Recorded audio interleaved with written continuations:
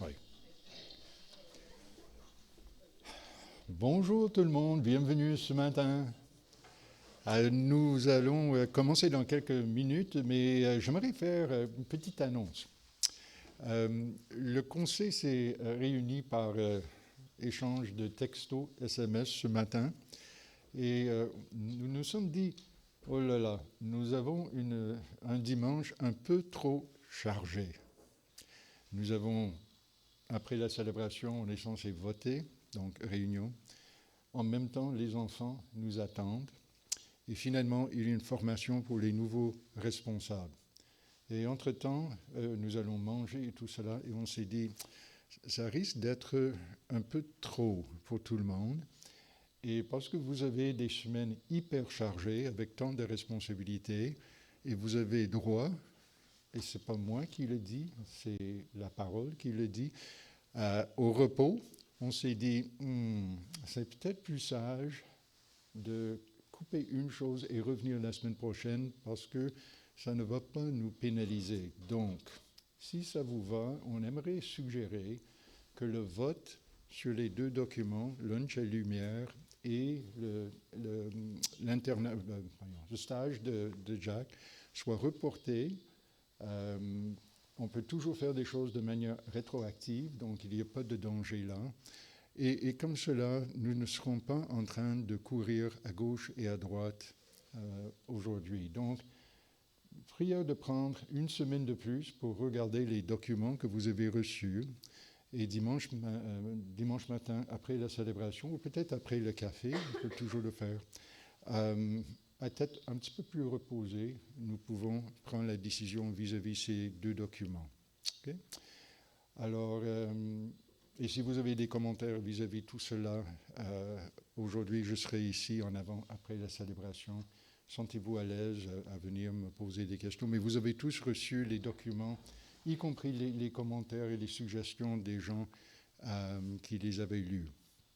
Alors voilà, je voulais. Et n'oubliez pas qu'aujourd'hui, on est censé fêter les enfants après. Donc c'est Rebecca qui avait préparé quelque chose pour nos enfants après la célébration. Donc aujourd'hui, après, nous pouvons descendre et nous allons célébrer, honorer nos enfants. Donc c'est pour vous, les enfants, c'est un dimanche où il y a un petit peu plus de choses pour vous, mais je reste un peu ignorant sur les détails. Donc je ne peux pas vous promettre plus de biscuits ou plus de choses vraiment intéressantes. Je n'ai aucune idée. Mais ça risque d'être quand même bon pour vous.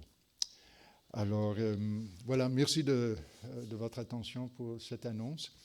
Alors il y aura un texte biblique qui paraîtra sur l'écran maintenant, que nous allons voir plus tard dans la célébration.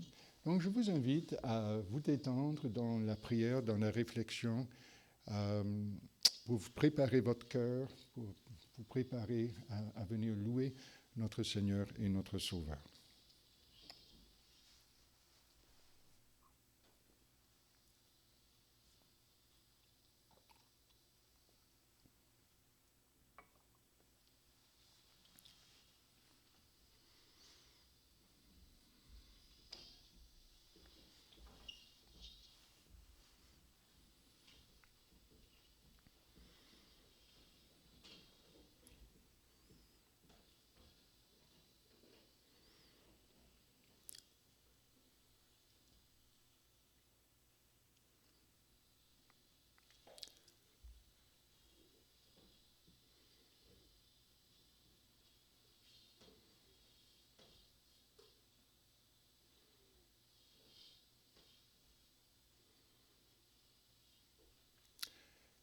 Alors notre Dieu est un Dieu trinitaire.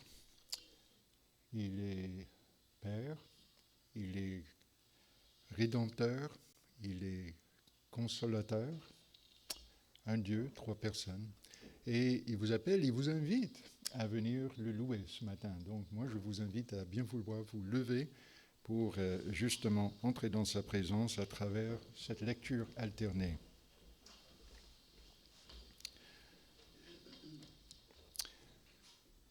Vous, tous les peuples, applaudissez.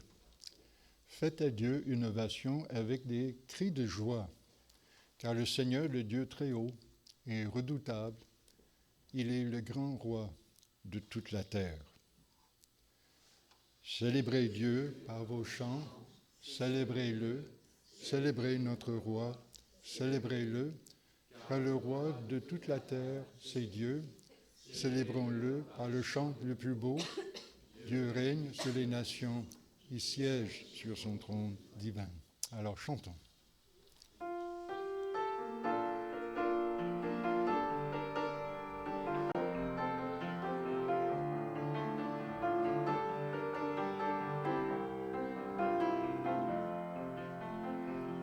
Venez le célébrer, son grand amour, venez le chanter. Le Fils de Dieu est venu donner la vie.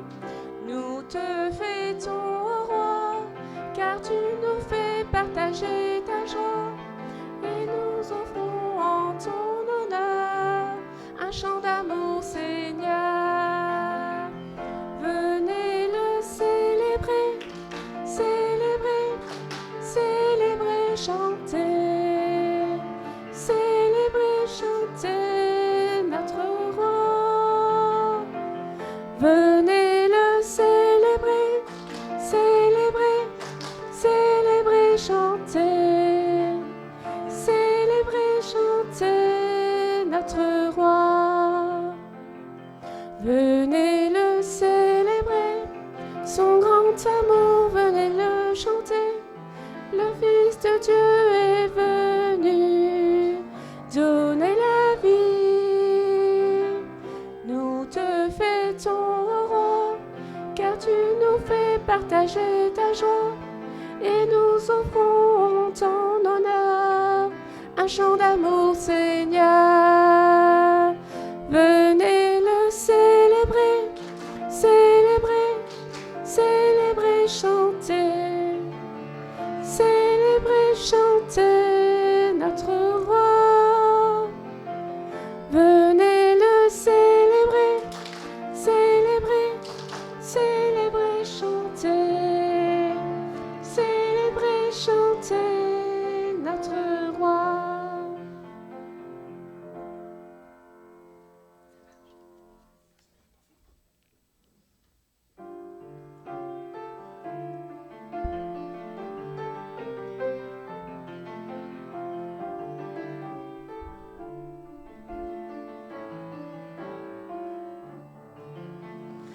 Oh, prends mon âme, prends-la, Seigneur, et que ta flamme brûle en mon cœur, que tout mon être vibre pour toi, sois seul mon maître, ô divin roi, source de vie, de paix, d'amour, vers toi je crie, la nuit, le jour, entends ma plainte,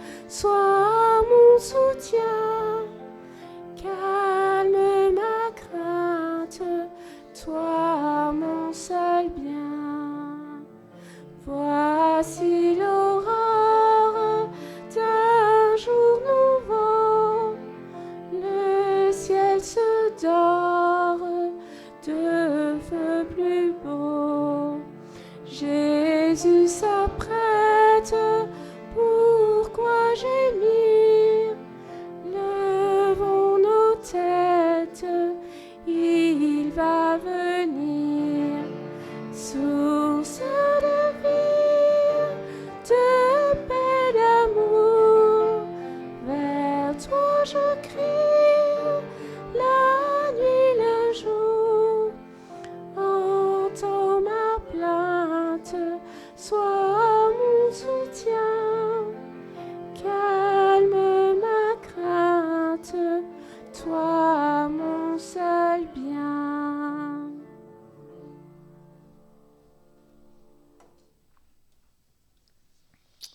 Prière de bien vouloir vous asseoir.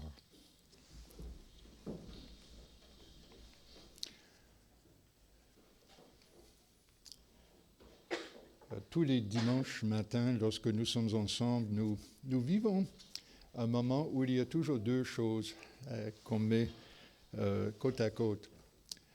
D'un côté, que nos péchés sont plus graves que nous ne le pensons, et de l'autre côté, que nous sommes de loin plus pardonnés et aimés qu'on aurait pu même espérer. On appelle cela notre temps de confession et d'assurance du pardon.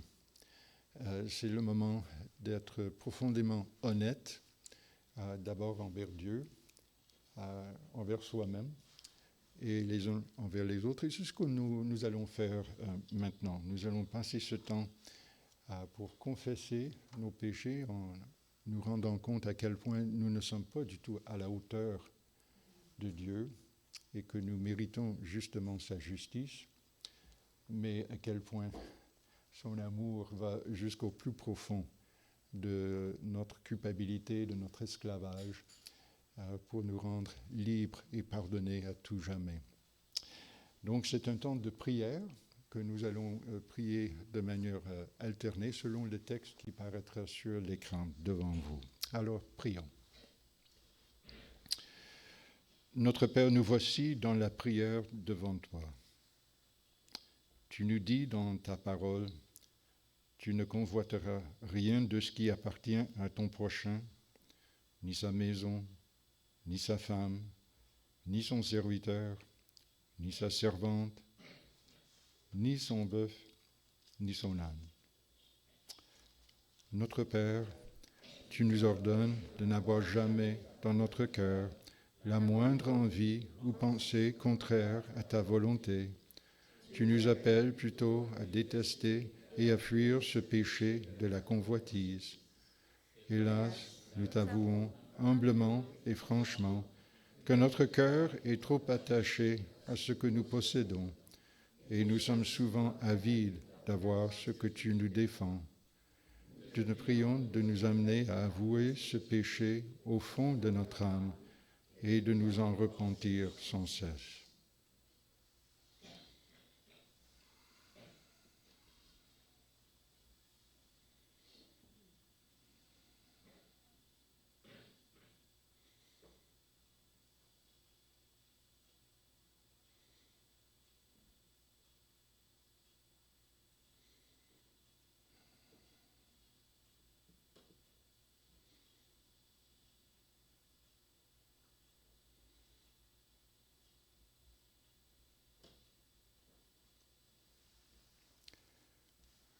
Continuons à prier. Notre Seigneur et Sauveur, nous te remercions de tout cœur d'avoir pris sur toi-même et à notre place le jugement de Dieu contre nous pour notre convoitise. En étant pardonnés par ta grâce à tout jamais, nous te demandons ta présence pour vivre dans la liberté de ton pardon. Libère-nous de plus en plus de notre convoitise et remplace-la par la générosité envers les autres, joyeusement et sans regret. Que nous nous appliquions sans relâche à te demander la grâce du Saint-Esprit pour être renouvelés toujours plus à ton image, jusqu'à ce qu'après cette vie, nous atteignions la perfection qui est le but. Père, accorde-nous l'assurance de ton pardon par Jésus notre Seigneur et Sauveur, et transforme notre attitude et notre vie comme ta parole le dit. Je ne prétends pas avoir déjà atteint le but ou être déjà devenu parfait, mais je poursuis ma course pour m'efforcer d'en saisir le prix, car j'ai été moi-même saisi par Jésus-Christ. Non, frère, je ne pense pas avoir déjà obtenu le prix, mais je fais une chose, j'oublie ce qui est derrière moi et m'efforce d'atteindre ce qui est devant moi. Ainsi, je cours vers le but afin de gagner le prix que Dieu, par Jésus-Christ, nous appelle à recevoir là-haut. Amen. Vous êtes déclarés innocents, pardonnés, libérés à tout jamais par la grâce de Dieu. La réponse à tout cela, c'est la reconnaissance, la joie, le remerciement. Alors levons-nous et chantons un chant de remerciement.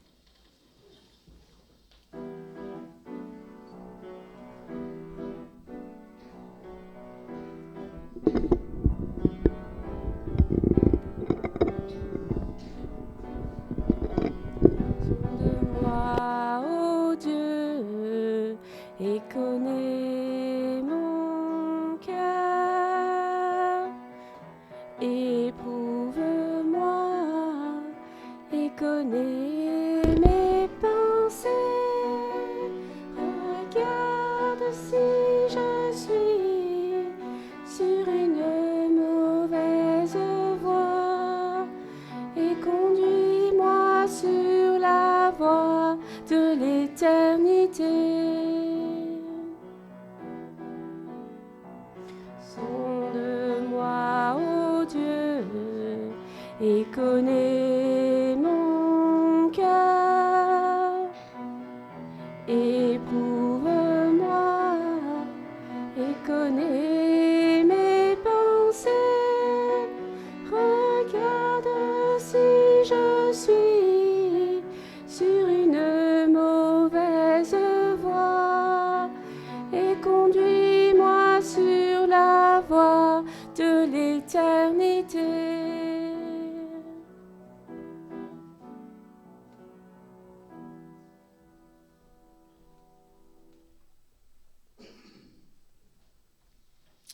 Nous pouvons nous asseoir. Ça va comme ça? Je vais faire avancer.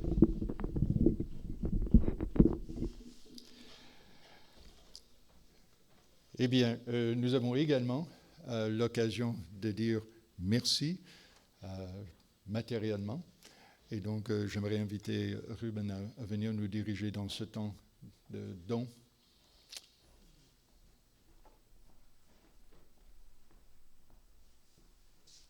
Merci Jean. C'est le plan maintenant avec nos dons. Faisons-le avec amour et reconnaissance. Prions.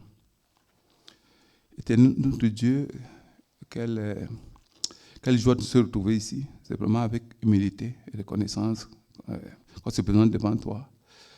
Non pas parce qu'on est parfait, parce que ta mort sur la croix a enlevé tous nos péchés, Seigneur. C'est grâce à toi, tous nos dons viennent de toi, Seigneur. C'est en guise de cela qu'on t'apporte cette offrande ce matin. Bénis-la, permets à ce qu'elle puisse servir à ton ministère ici, à travers le monde. Seigneur, surtout pour soutenir toutes les personnes dans le besoin. On pense aux Lévites, on pense à la veuve, l'orphelin, à l'immigrant et à toutes les personnes qui souffrent dans le monde. Par Jésus-Christ, nous avons prié. Amen.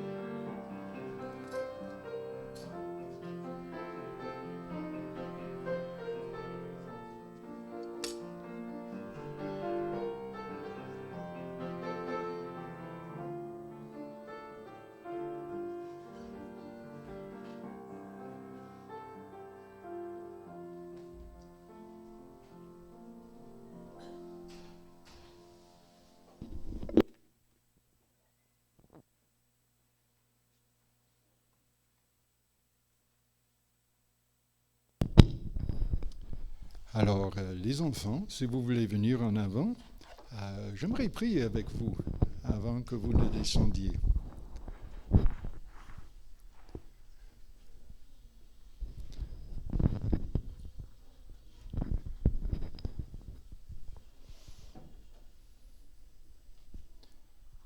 Bonjour. Il y en a d'autres. Tu ne seras pas seul.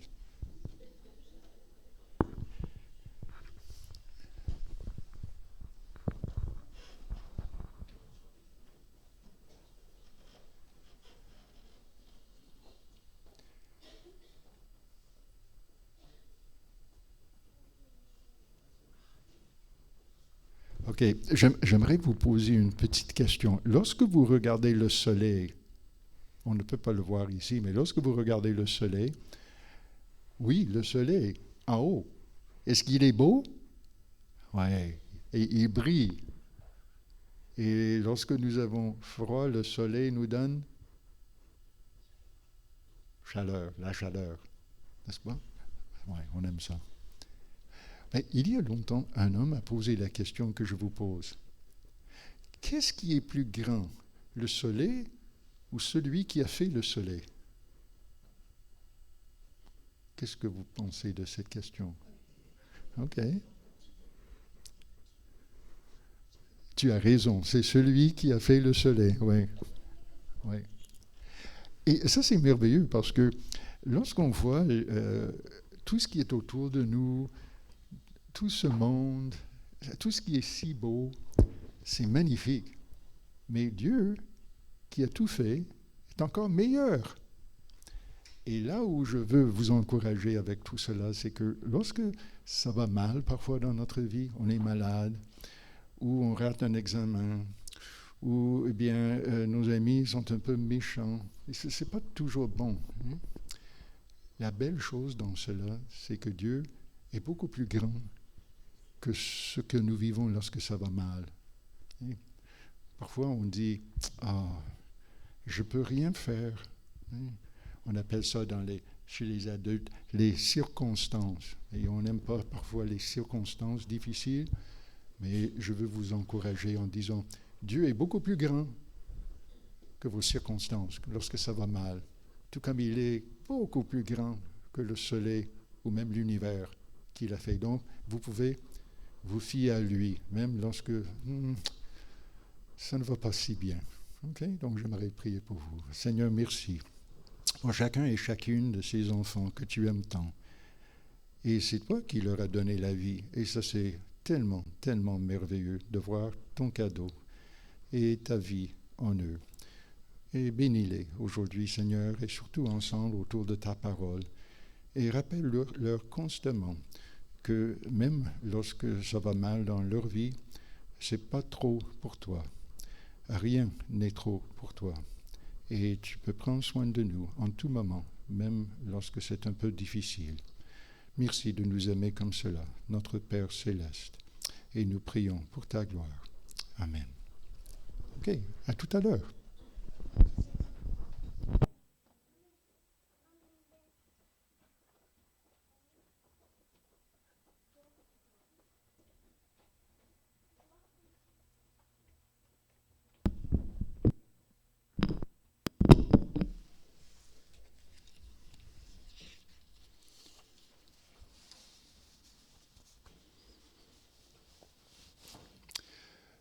Et nous allons prier ensemble maintenant pour notre monde, pour notre ville et pour notre Église.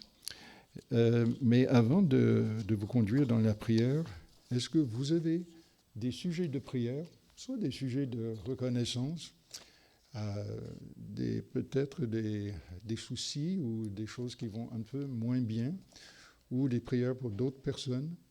Alors, je peux les noter et les mettre dans nos prières, si vous en avez. Donc, est-ce qu'il y a? Nathalie. On peut prier particulièrement pour le Mali aujourd'hui, parce que la situation apparemment s'est corsée hier. Là, les djihadistes ont tué le ministre de la Défense. Oui. Là, il y a un couvre-feu à Bamako, et là, ça commence à être de plus près. Là, les djihadistes reprennent le dessus, donc la situation s'aggrave. Oui. Oui, bon, je ne sais pas si vous avez tous compris, mais il s'agit de prier pour le peuple malien, parce que des djihadistes, je pense, de concert avec des Touaregs indépendantistes, on peut en parler à Hama, il est au courant de tout cela, mais ils sont entrés à Bamako, à la capitale. Alors, c'est assez grave, oui, oui. Et ça se prépare malheureusement depuis belle lurette maintenant. Donc, c'est difficile. Et la famille d'Ahama reste à Bamako. Okay? D'autres sujets de prière? OK.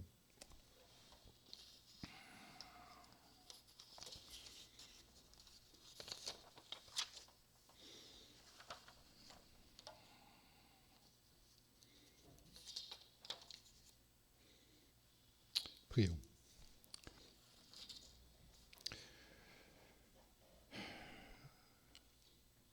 Notre Père, nous voici devant toi pour nous remettre entre tes mains et pour prier particulièrement pour d'autres. Seigneur, nous te rendons grâce parce que tu es le Dieu tout-puissant, mais aussi le Dieu tout proche.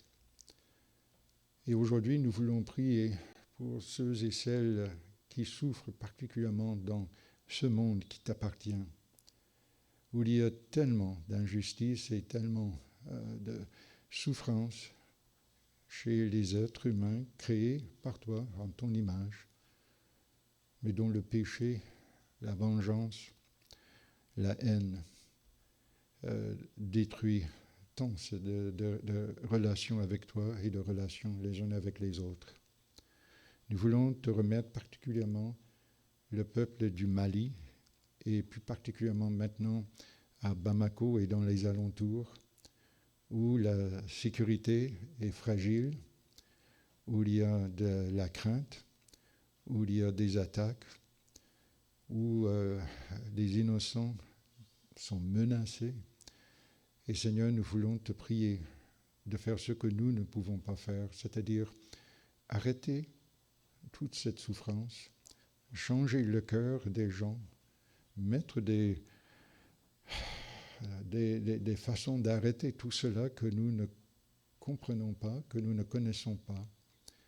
Et Seigneur, protège ce peuple, protège tous, de tous les âges. Et Seigneur, nous voulons particulièrement te prier de veiller sur la famille de notre cher frère Hama, pour Awa et Joka. Nous prions, Seigneur, depuis belle lurette, de pouvoir les faire sortir de ce pays.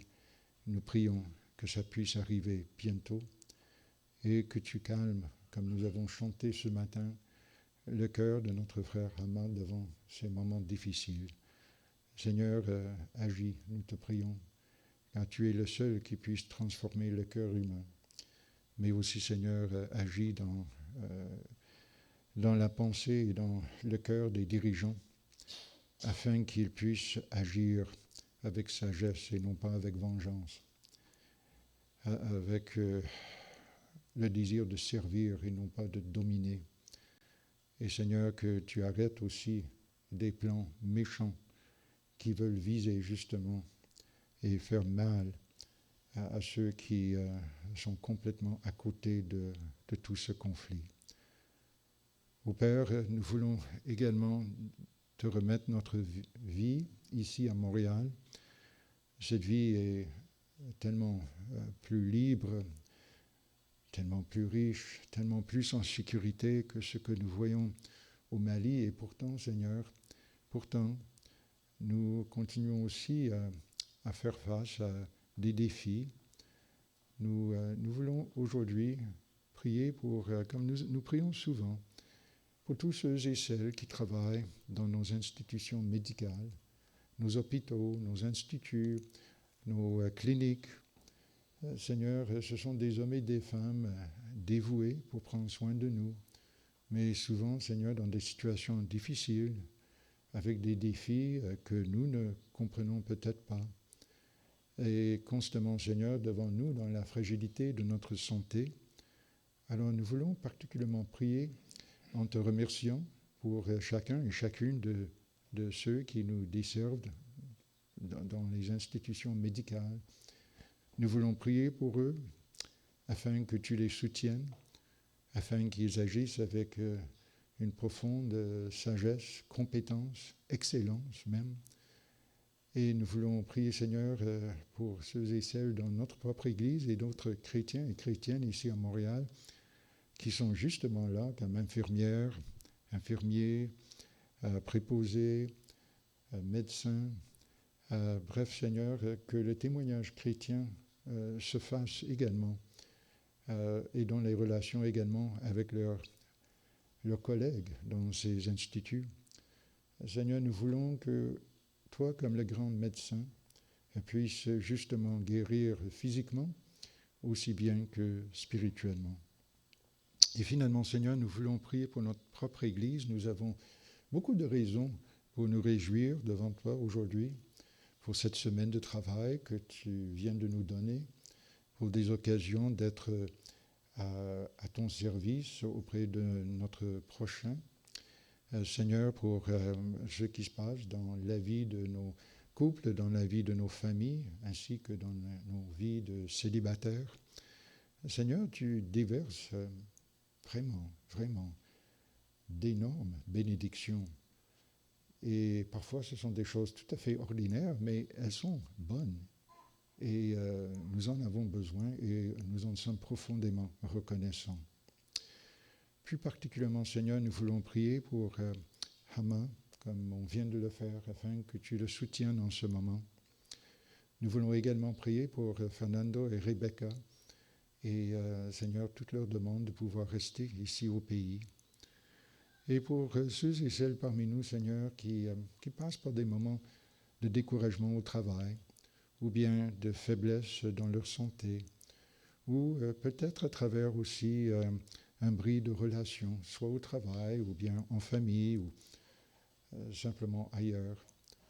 Seigneur, nous voici comme ton peuple que tu bénis tant, mais nous avons constamment besoin de ta grâce, et tu pourvois, et tu t'engages à le faire. Accorde-nous simplement, Seigneur, la foi pour l'accueillir et pour marcher dans tes mains et marcher au pas de toi, au Saint-Esprit.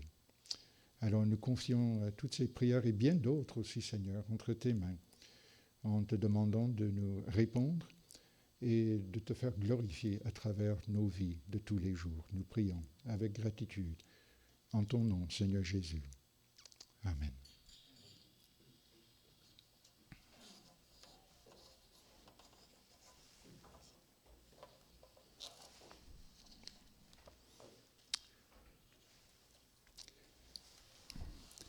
Nous voulons maintenant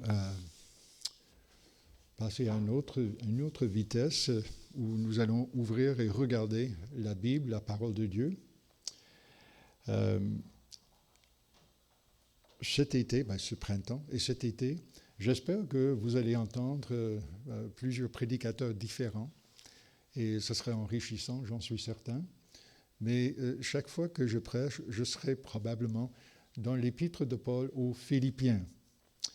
Donc aujourd'hui, nous serons dans notre deuxième sermon sur l'épître de Paul aux Philippiens, toujours au premier chapitre, les versets 12 à 30. Alors j'invite Aline à venir lire pour nous Philippiens, chapitre 1er, et les versets 12 à 30.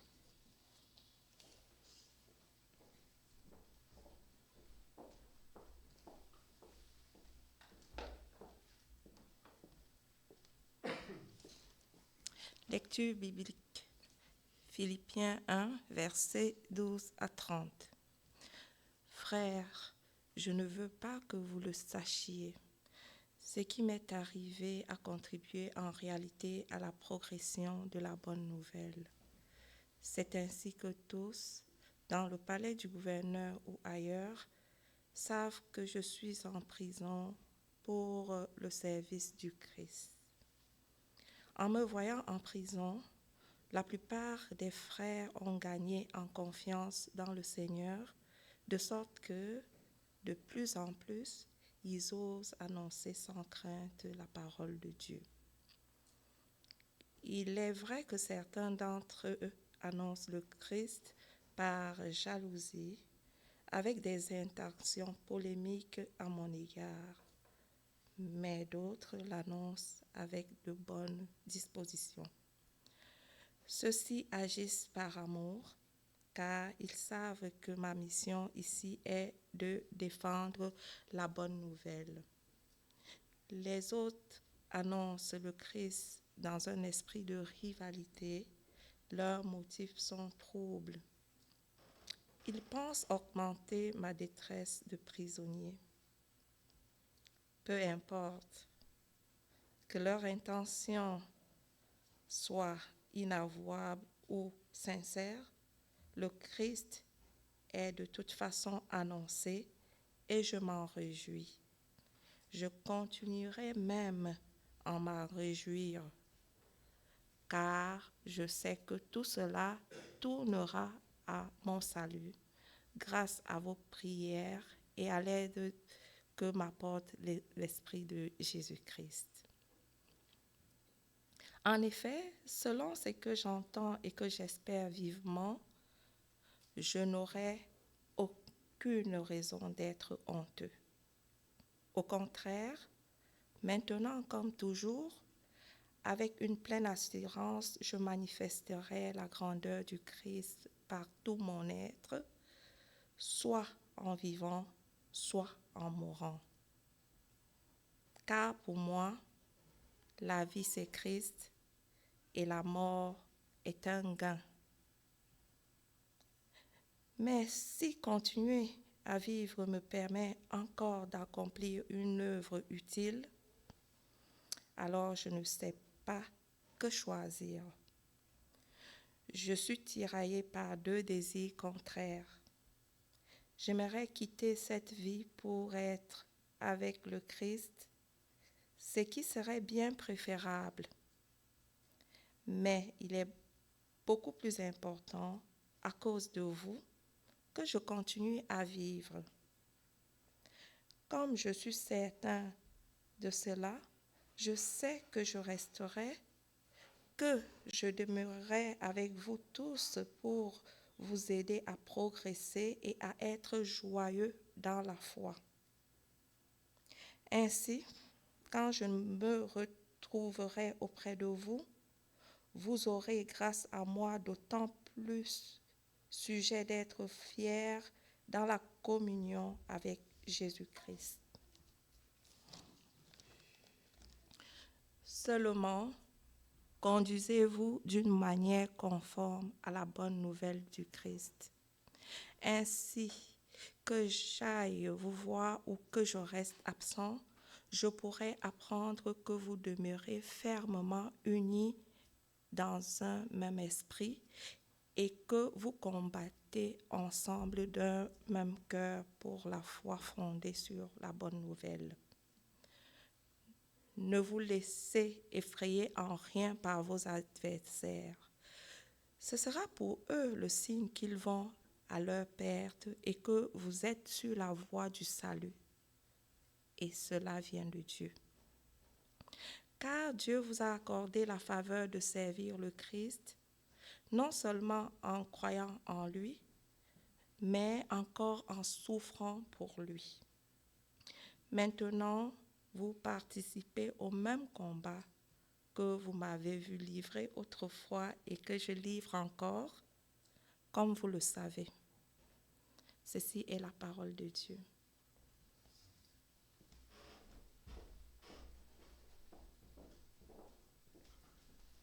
Merci Aline.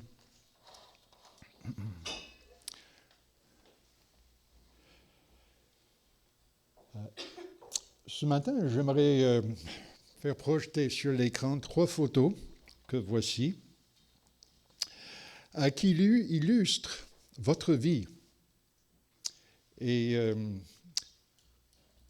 des réalités de votre vie qui sont soulevées par ce texte. Alors, je vous donne quelques moments pour regarder ces photos que vous avez peut-être vues antérieurement.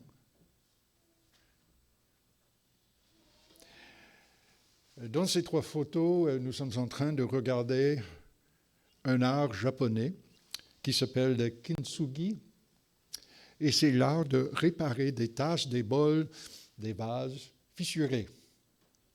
Et les artistes prennent ces bols, ces vases, tasses fissurés, et ils mettent de l'or dans les fissures pour les coller ensemble. Et ensuite, on applique du lac. Et voilà une fois redoré, est-ce que je peux le dire comme cela? Là où il y avait la fissure, l'or brille. Et la coupe, le bol, le vase vaut maintenant plus cher que lorsqu'il n'était même pas fissuré.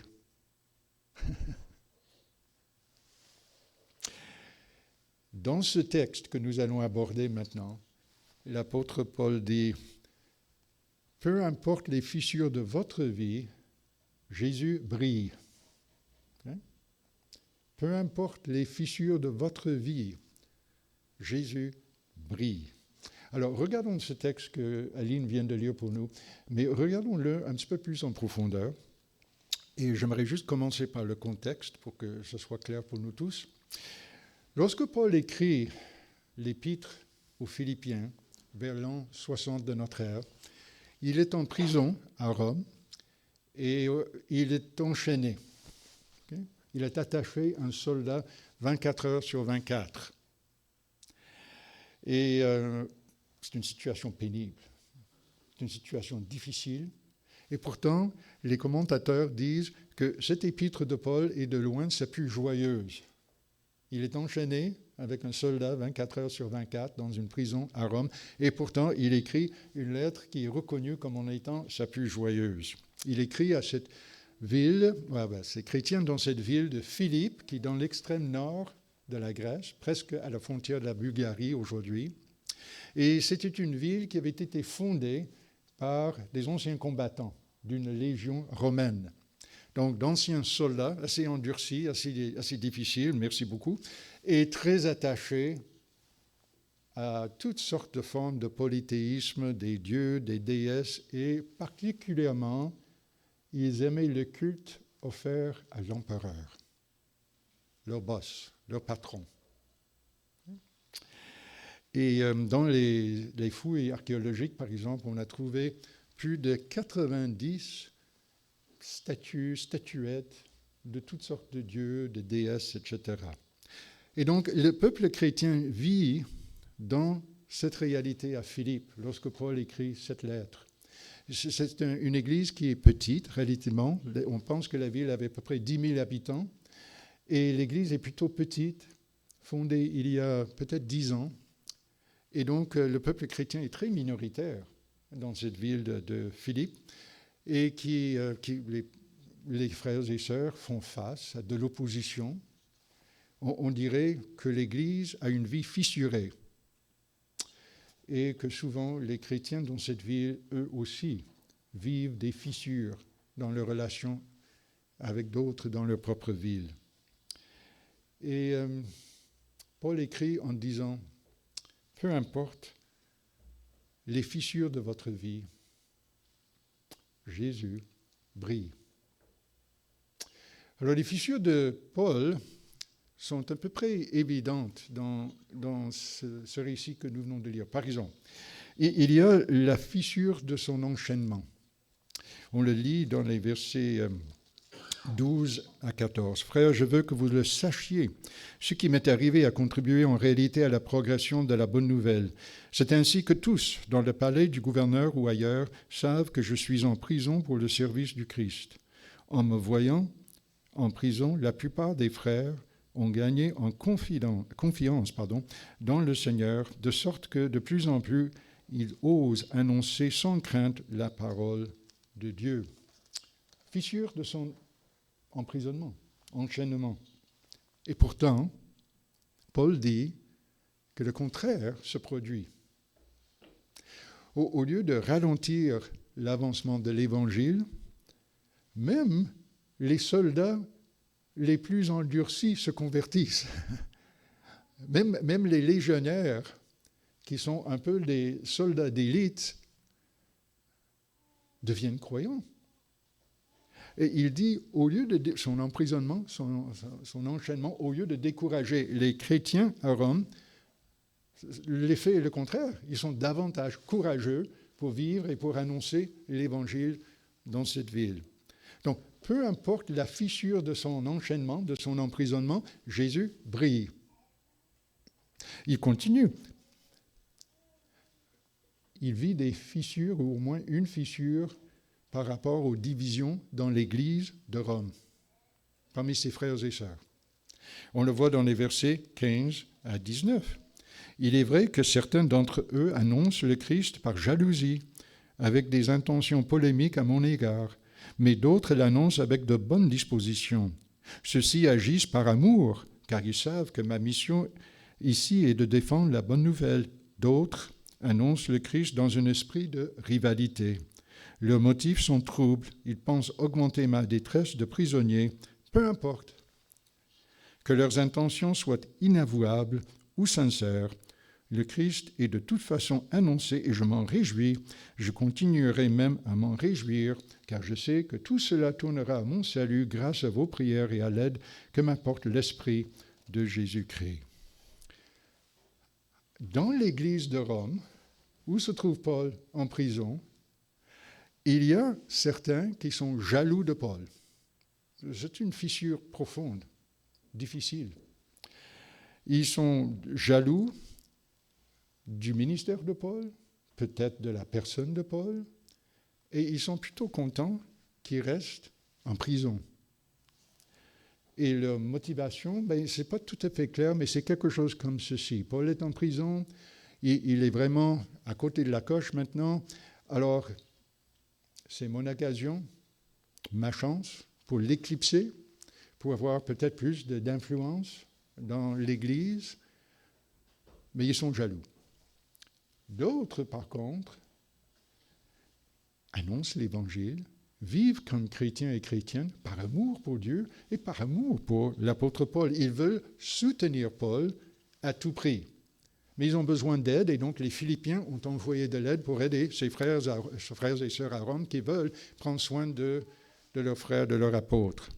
Et donc la motivation de ce deuxième groupe est louable. Ils veulent faire avancer l'Évangile. Ils veulent voir que de plus en plus de gens ne deviennent croyants. Mais peu importe les divisions, même dans l'Église de Rome, même lorsque Paul est en prison, il dit « Jésus brille ». Ou bien la fissure de sa propre mortalité. Les versets 20 à 26. C'est plus long, mais je vais le dire. En effet, selon ce que j'attends et que j'espère vivement, je n'aurai aucune raison d'être honteux. Au contraire, maintenant, comme toujours, avec une pleine assurance, je manifesterai la grandeur du Christ par tout mon être, soit en vivant, soit en mourant. Car pour moi, la vie, c'est le Christ, et la mort est un gain. Mais si continuer à vivre me permet encore d'accomplir une œuvre utile, alors je ne sais pas que choisir. Je suis tiraillé par deux désirs contraires. J'aimerais quitter cette vie pour être avec le Christ, ce qui serait bien préférable. Mais il est beaucoup plus important, à cause de vous, que je continue à vivre. Comme je suis certain de cela, je sais que je resterai, que je demeurerai avec vous tous pour vous aider à progresser et être joyeux dans la foi. Ainsi, quand je me retrouverai auprès de vous, vous aurez grâce à moi d'autant plus sujet d'être fier dans la communion avec Jésus-Christ. Oh là là. Et il y a beaucoup dans ces 6 versets, beaucoup.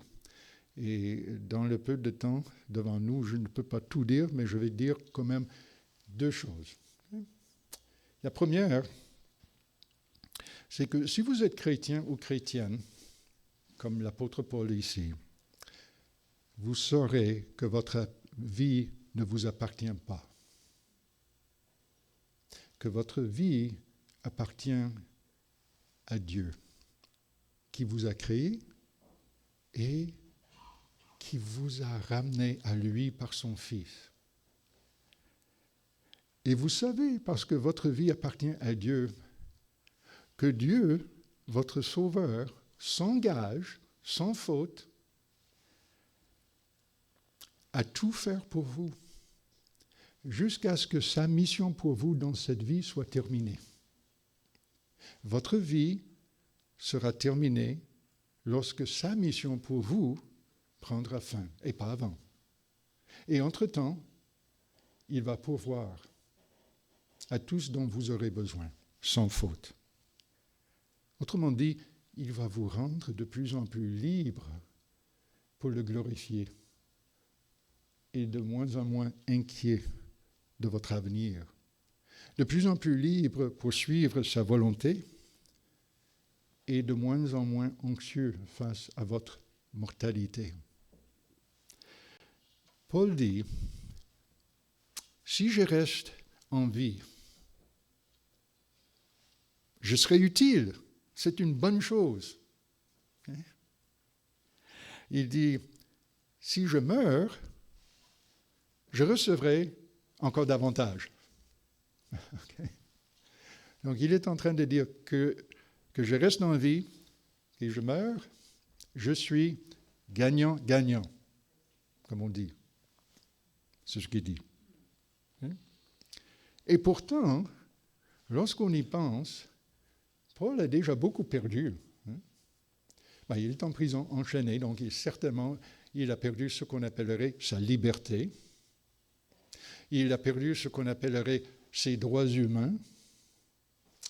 Il a perdu sa mission. Il n'est plus en mission. Il est vraiment là. Donc, perdu. Et lorsqu'il entrait dans cette prison, il ne savait pas s'il allait perdre sa vie ou pas.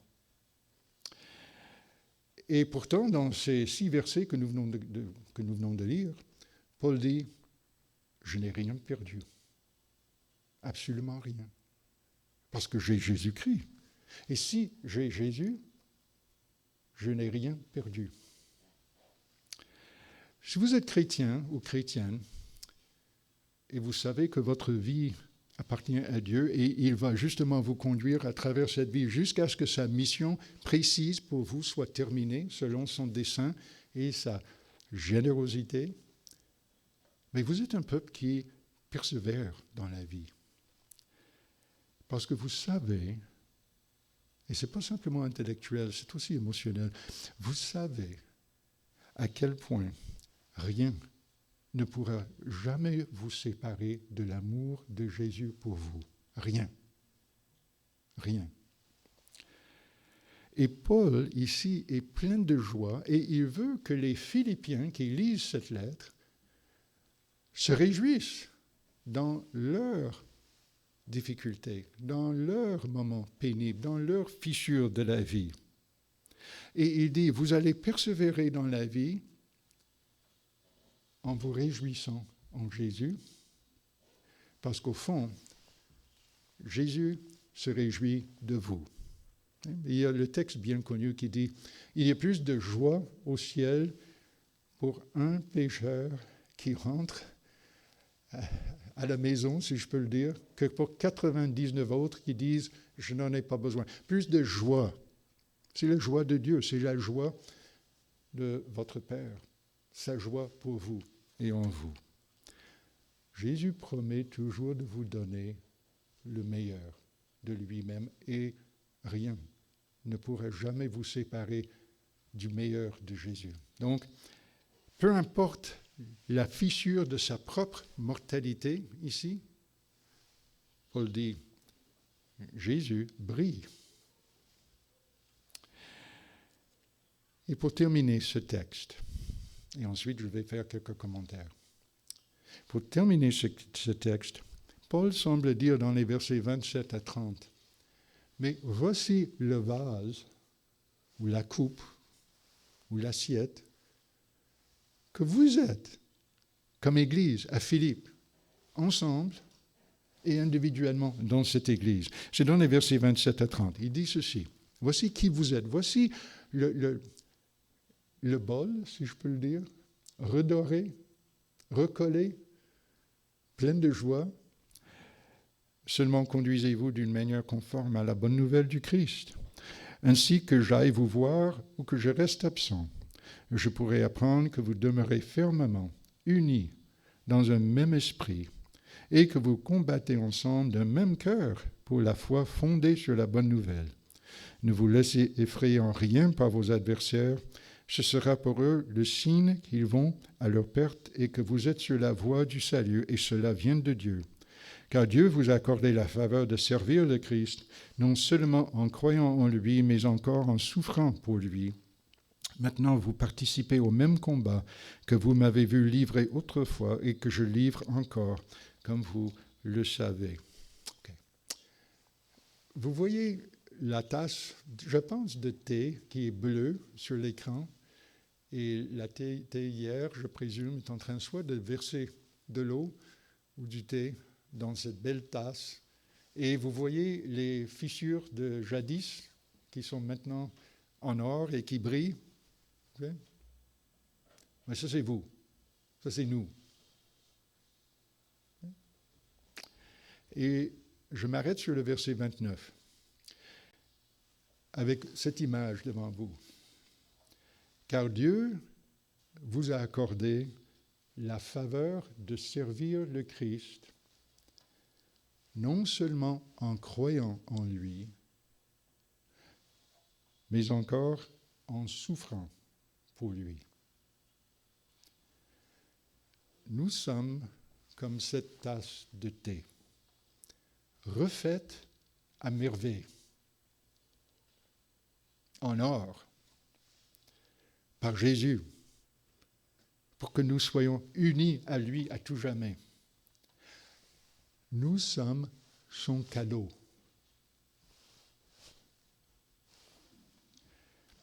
Avec nos fissures, avec nos cicatrices, mais nos fissures et nos cicatrices brillent en or, comme le corps de notre Seigneur ressuscité.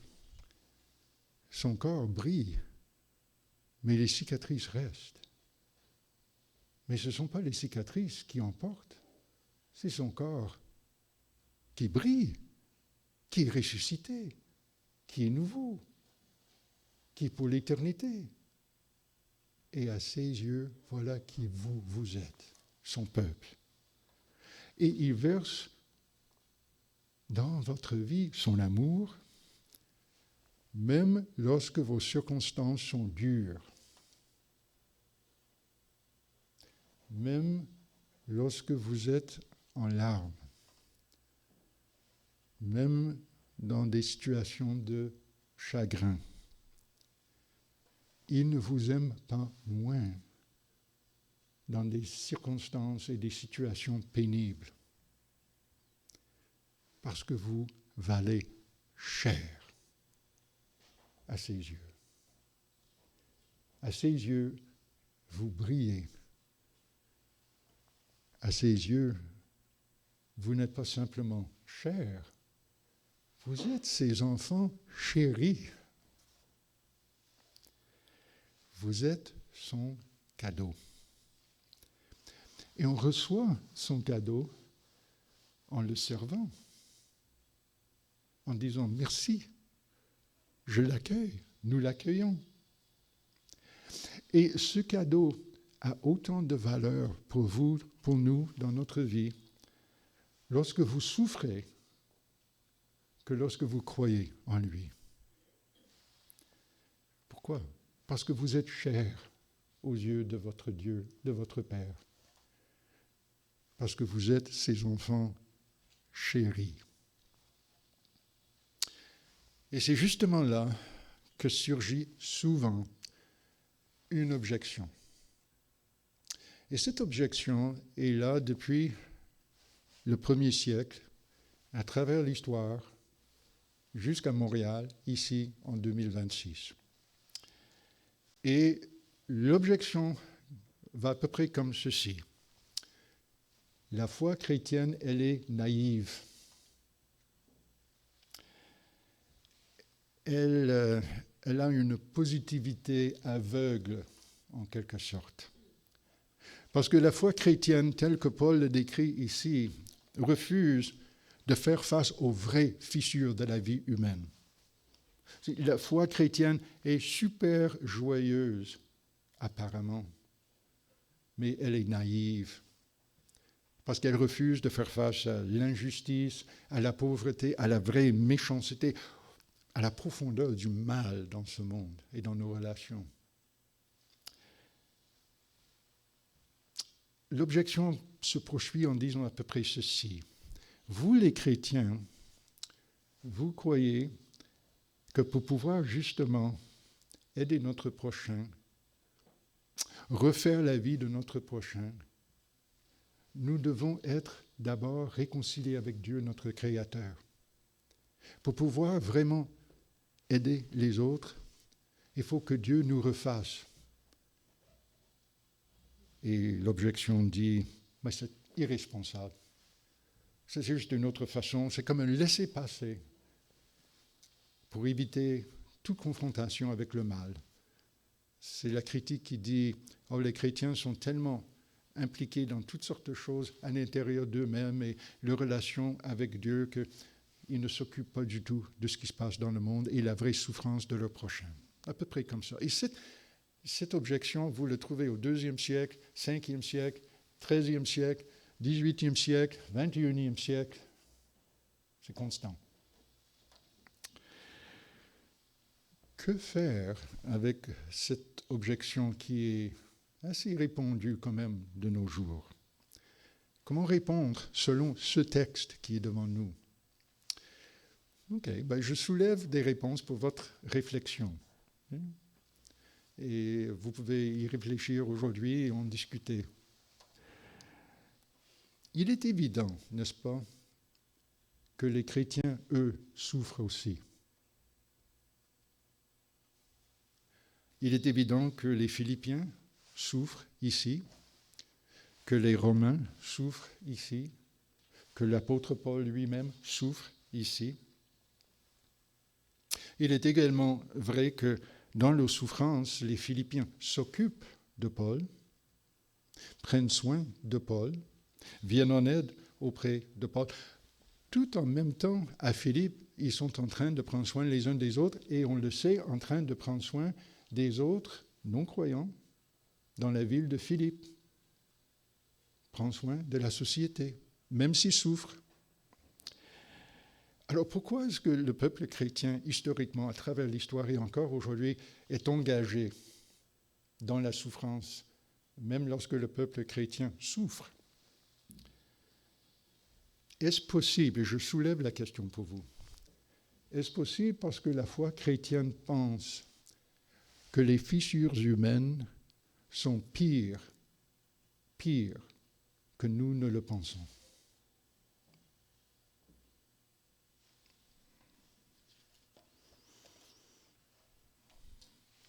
Est-ce possible que nous pensons que les fissures humaines sont si graves qu'il a fallu que Dieu lui-même ne devienne humain, qu'il vienne justement parmi nous pour s'occuper de tout ce qui est cassé dans notre vie, dans notre relation avec lui, dans nos relations les uns avec les autres?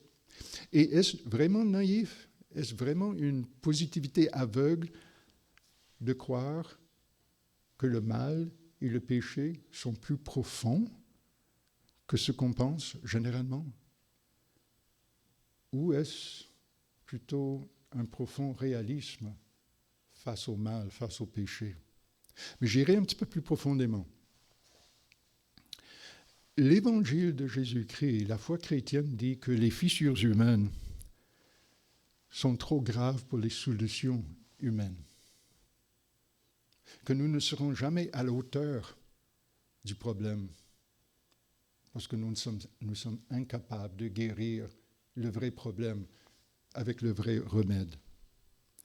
Parce que réparer les vraies fissures humaines, qui sont profondes, qui sont graves, doit passer d'abord et avant tout par réparer ceux et celles qui les conçoivent, qui les disent et qui les font. Il faut un changement du cœur humain avant de réparer quoi que ce soit de manière profonde et durable. Cette haine contre notre prochain, cette haine contre Dieu, ne peut pas être guérie à moins que notre âme, non, à moins que notre cœur soit transformé. Et Dieu est le seul qui puisse le faire. Donc, l'Évangile dit, face à cette objection, que la foi chrétienne est naïve. Ah non. Non. La foi chrétienne pense que agir et penser pouvoir mater ou maîtriser le mal sans d'abord se convertir, sans que notre cœur soit changé, c'est impossible. Et donc l'Évangile dit, lorsqu'on pense qu'on peut le faire sans Jésus-Christ, sans que notre cœur soit né de nouveau, régénéré, recollé, c'est surestimer qui nous sommes, en pensant que nous allons pouvoir finir par pardonner à celui ou celle qui fait mal, qui blesse les autres et qui me blesse. Mais le résultat n'est jamais que nous puissions finir par pardonner aux autres par nos propres forces sans que notre cœur soit refait. Le résultat, c'est plutôt le contraire. On finit par nous épuiser, par créer plus d'anxiété dans notre propre cœur et dans la vie des gens tout autour de nous, et nous distancer des autres pour nous protéger de nos craintes des autres.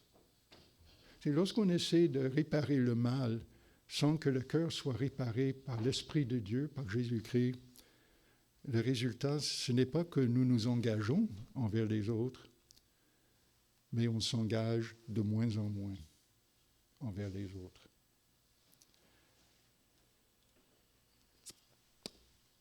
Peut-être aujourd'hui vous passez par un moment de fissure dans votre vie.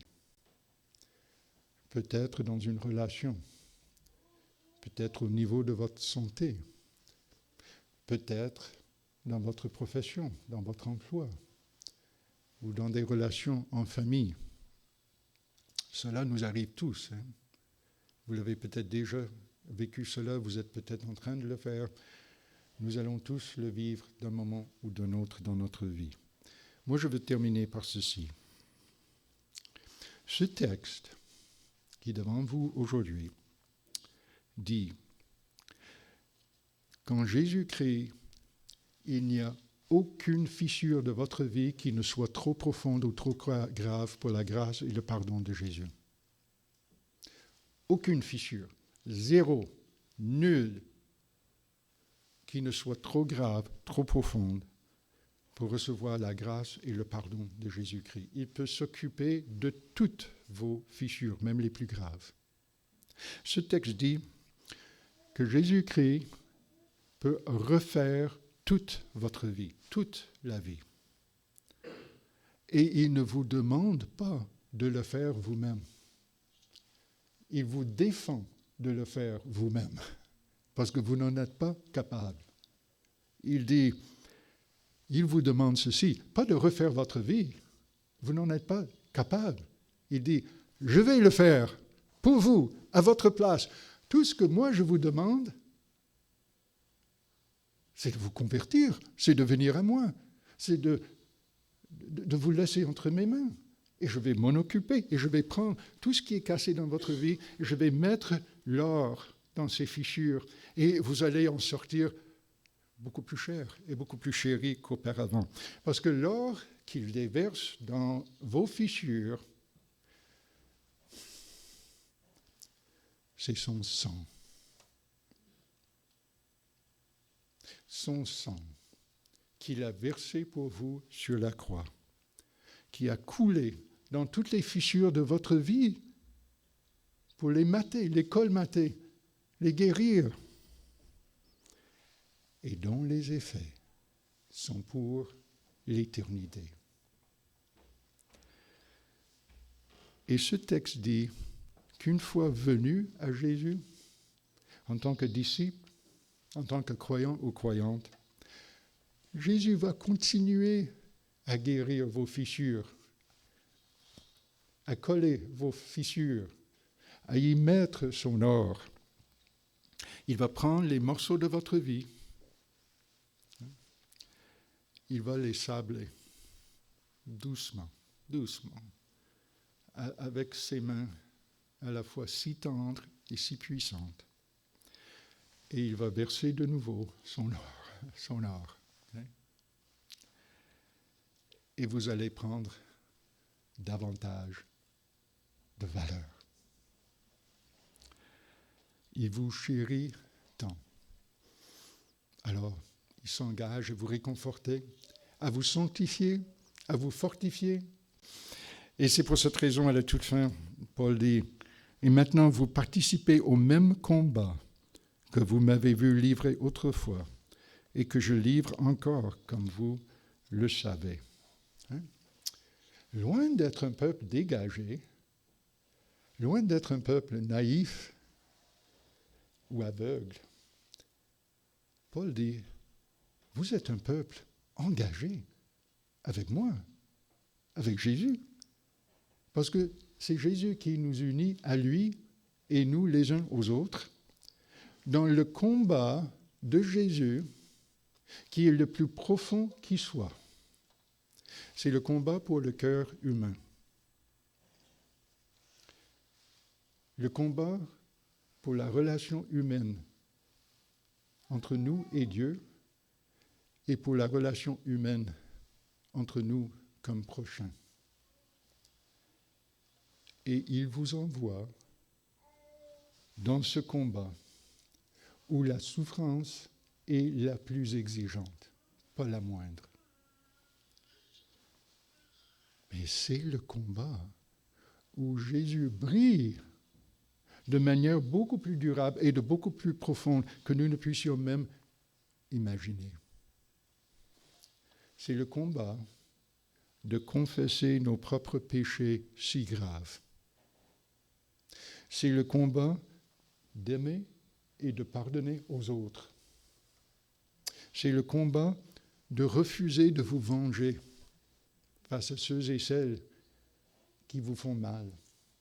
C'est le combat qui dit « Je refuse de me venger. Je veux offrir le pardon. Même si moi-même, même si nous, même si les autres ne le méritent point. » Fissures. Peu importe les fissures de la vie, Jésus brille. Et je m'arrête là. Père, merci de tout cœur de nous avoir envoyé notre Seigneur, ton Fils. Et par toi, au Père et au Fils, Dieu le Saint-Esprit, pour te réconcilier avec nous, afin que nous soyons réconciliés avec toi et afin que nous puissions commencer à nous réconcilier les uns avec les autres. Seigneur, remplis les fissures de notre vie, de l'amour, de l'or de ton amour, qui a coulé justement par ton sang sur la croix, une fois pour l'éternité, une fois pour toutes. Et rappelle-nous aujourd'hui, Seigneur, qu'il n'y a aucune fissure dans notre vie, ni dans le passé, ni dans le présent, ni dans l'avenir, qui ne soit trop profonde, ni trop grave pour ta guérison, pour nous rendre justement brillants, chers et par-dessus tout chéris comme tes enfants. Nous prions avec gratitude. Amen.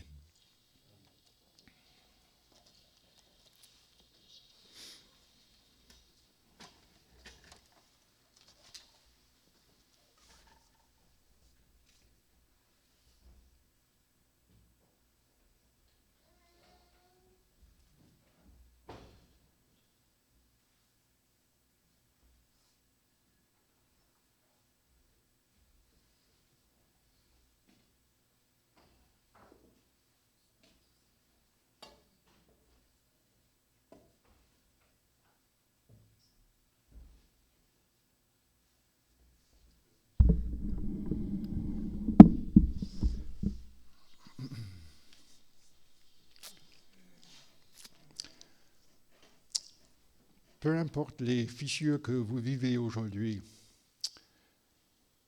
Jésus vous offre ce cadeau, le sacrement de son repas.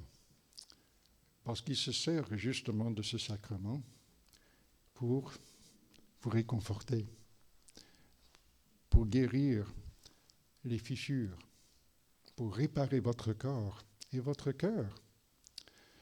Ou peut-être dans le sens inverse, là, votre cœur et votre corps.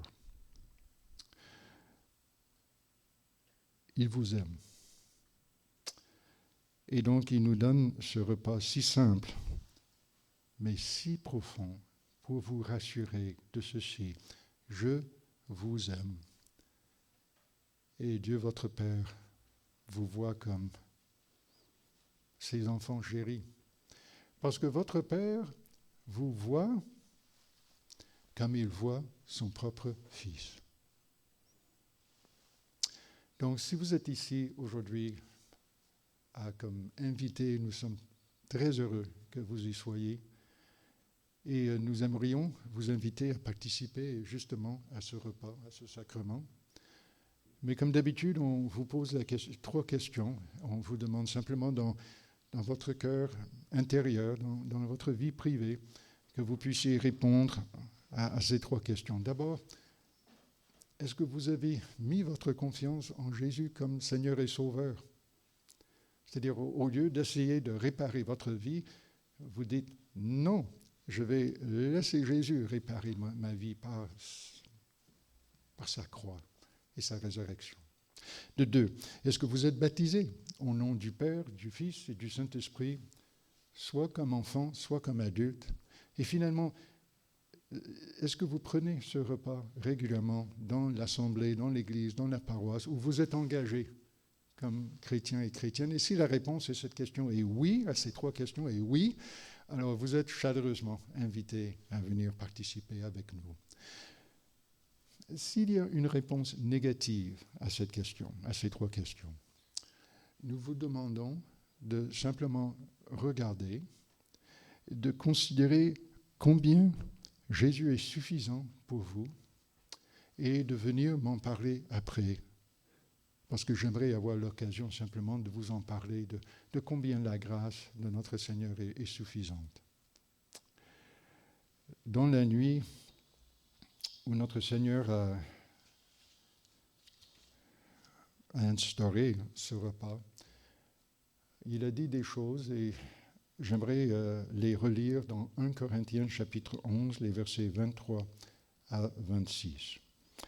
Voici l'enseignement que j'ai reçu du Seigneur et que je vous ai transmis.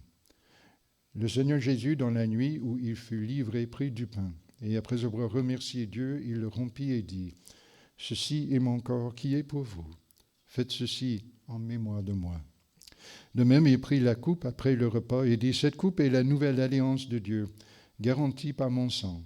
Toutes les fois que vous en boirez, faites-le en mémoire de moi. » En effet, jusqu'à ce que le Seigneur vienne, vous annoncez sa mort toutes les fois que vous mangez de ce pain et que vous buvez de cette coupe.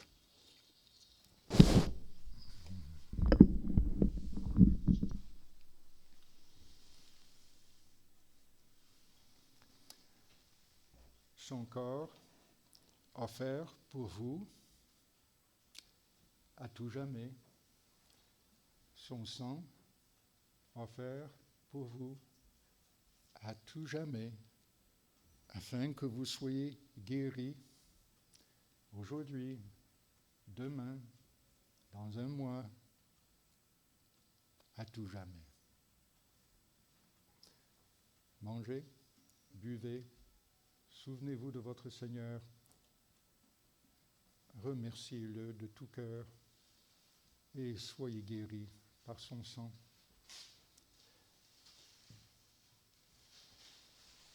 Le repas de notre Seigneur, il est prêt. Dan, nous allons vous servir. Nous vous prions simplement de vous avancer en 2 files et il nous fera plaisir de vous servir le repas de notre Seigneur Jésus. Alors venez.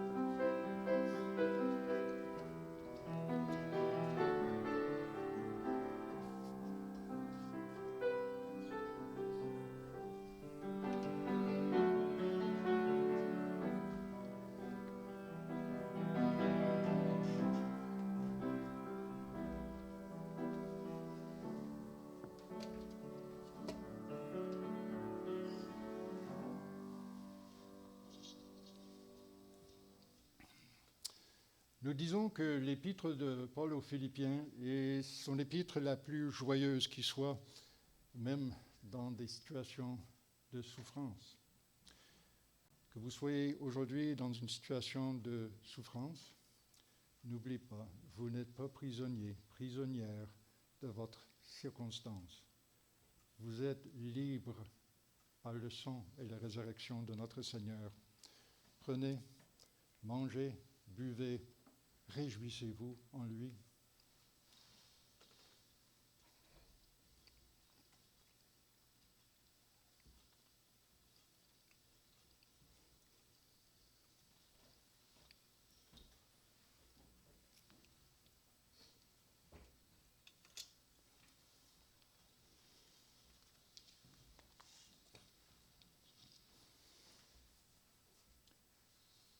D'un seul cœur, d'une seule voix, nous allons maintenant professer ou confesser notre foi à travers le symbole de Nicée qui date de l'an 325 de notre ère, mais qui reste toujours d'actualité.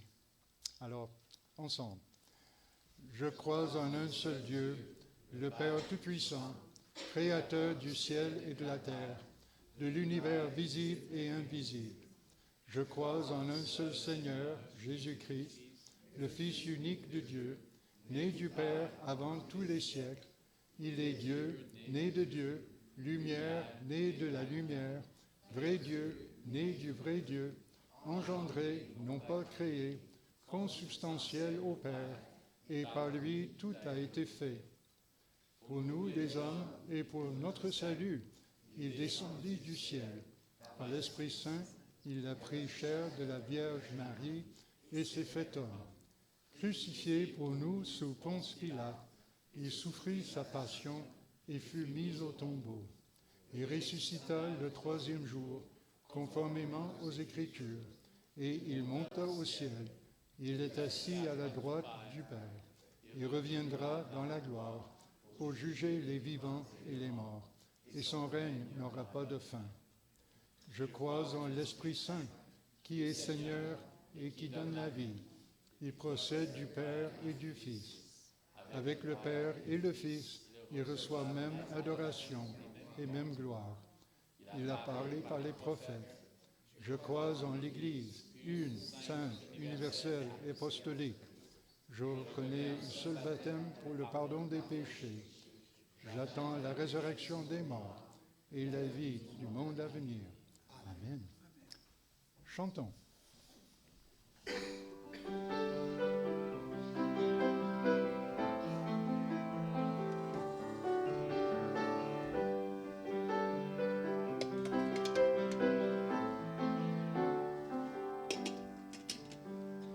Seigneur, par la clarté de ton amour, chasse l'obscurité qui nous entoure. Jésus, toi la lumière qui nous éclaire, vérité qui nous guide et qui nous libère. Brille sur moi, brille sur moi. Brille, ô Jésus, couvre ce pays de ta gloire. Brûle, Esprit Saint, embrase nos cœurs. Coule en torrent de ta grâce, remplis les nations. Parle, Seigneur, que la lumière soit. Seigneur, tu me conduis dans ta présence, de la nuit dans l'éclat de ta présence. Par ton sang, je prends part à ta sainteté. Sonde-moi mes ténèbres, consume-les. Brille sur moi, brille sur moi. Brille, ô Jésus, couvre ce pays de ta gloire. Brûle, Esprit Saint, embrase nos cœurs. Coule en torrent de ta grâce, remplis les nations. Parle, Seigneur,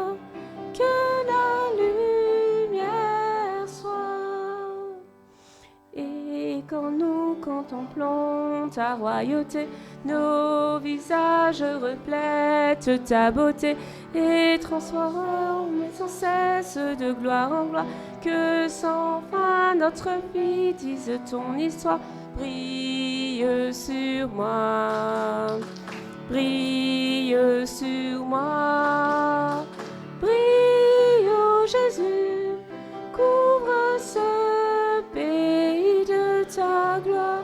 Brûle, Esprit Saint, embrase nos cœurs, coule en torrent de ta grâce, remplis les nations, parle Seigneur, que la lumière soit.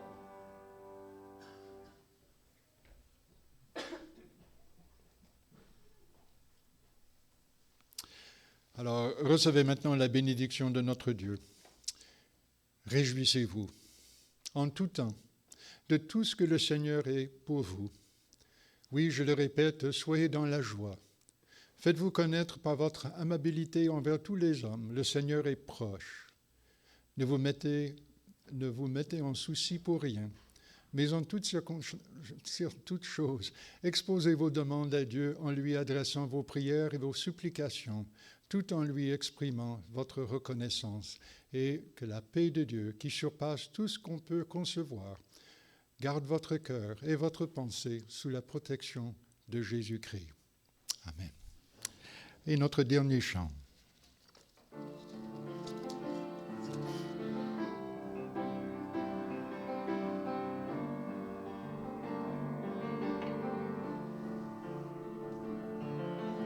Élevé à la droite de Dieu, couronné de mille couronnes, tu resplendis comme ça, Dieu.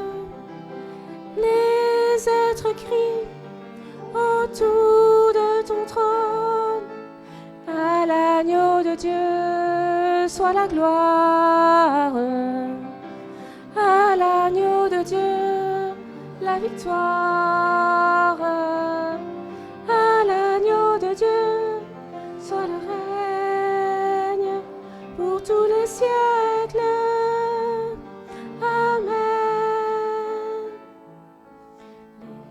L'Esprit Saint et l'épouse fidèle disent viens, c'est leur cœur qui appelle.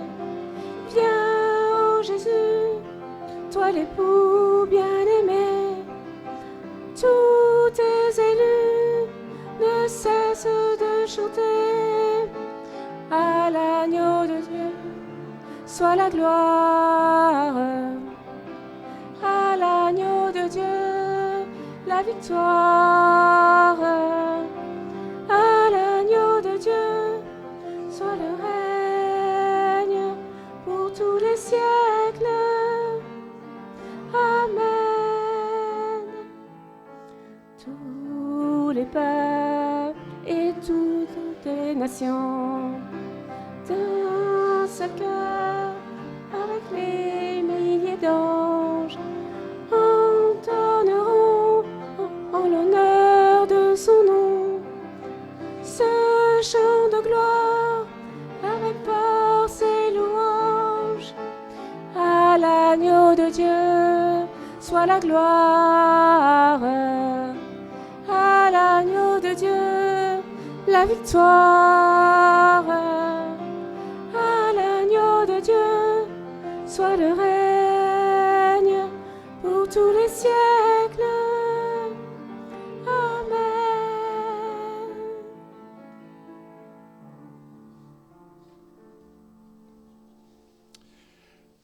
Prière de bien vouloir vous asseoir. C'est ainsi que prend fin maintenant notre célébration aujourd'hui. Il y a des activités qui nous restent au sous-sol après, mais avant d'y aller, est-ce qu'il y a des annonces, surtout des anniversaires, soit de naissance ou de mariage?